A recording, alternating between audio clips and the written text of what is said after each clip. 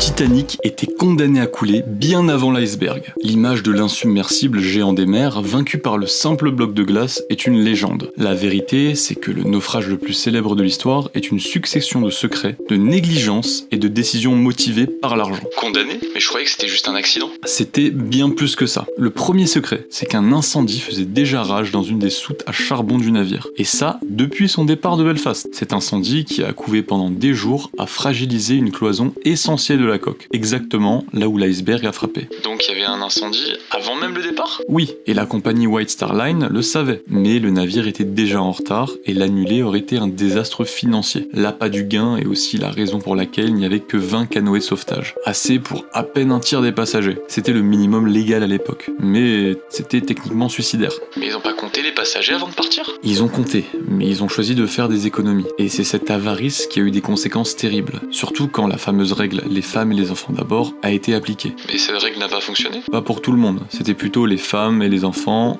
de première classe d'abord. Les chiffres sont sans appel. Près de 97% des femmes en première classe ont survécu, contre seulement 46% en troisième classe. Les accès aux ponts supérieurs étaient souvent bloqués pour les passagers des ponts inférieurs. L'iceberg a frappé le navire, mais c'est bien le système de classe sociale qui a décidé qui allait vivre et qui allait mourir. Je comprends mieux pourquoi le film dure 3 heures maintenant, c'est compliqué.